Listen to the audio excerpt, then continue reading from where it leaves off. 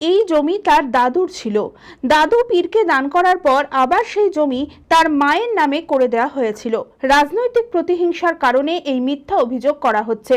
আদালতে মামলা চলছে, আদালত যা রায় দেবে সেটাই মেনে নেওয়া হবে।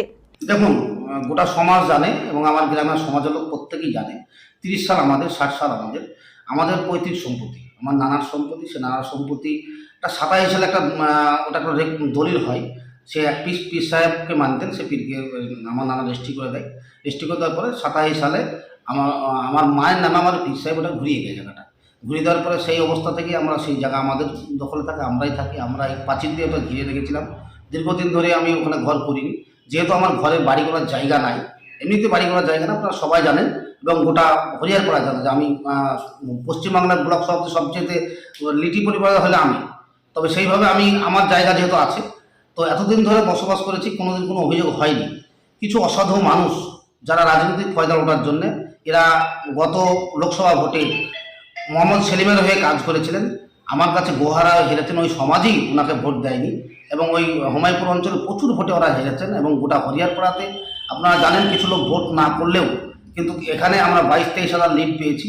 এই প্রতিহিংসামূলক রাজনীতি আমার ব্যক্তিগত রাগ আমার উপর একটা ছিল, সেই রাগ তোলার জন্যে ওরা উল্টাপাল্টাভাবে বলে বেড়াচ্ছে। এবং একজন আমার সবচেয়ে খারাপ লাগছে যে ধর্মের উপরে মানুষের বিশ্বাস থাকা, যে একজন ব্যক্তি 5 ওয়াক্ত নামাজ পড়ে এবং সে যে হুবহু মিথ্যা কথা বলছে যে সমাজ টোটাল সমাজ ওনার বিরুদ্ধে, আমার পক্ষে টোটাল সমাজ আমার পক্ষে সায় দিচ্ছে। উনি যে বলছে সমাজকে ব্যবহার করছেন, এটা সবচেয়ে খারাপ লাগছে। আর একটা বিষয়, উনি কোর্টে গেছেন, আমিও কোর্টে গেছি। কোর্টের মাধ্যমে উকিল ওনার খাড়া হয়েছে, আমারও খাড়া হবে। সিভিল কোর্টে মামলা চলছে। মামলার মধ্যে যদি মনে হয় যে আমি ফেক বা আমি জাল, তাহলে আমি জমি ছেড়ে চলে আসবো। ওনার যদি মনে হয় যে না ওনারটা ঠিক আছে, আমি ছেড়ে দেবো। অভিযোগের ভিত্তিতে বিষয়টি তদন্ত করে দেখার আশ্বাস দিয়েছেন BL&LRO অফিসের আধিকারিকরা। দেখুন, আজকে তাজপুর গ্রামের কিছু বাসিন্দা আমাদের কাছে এসছেন একটি স্পেসিফিক অভিযোগ নিয়ে।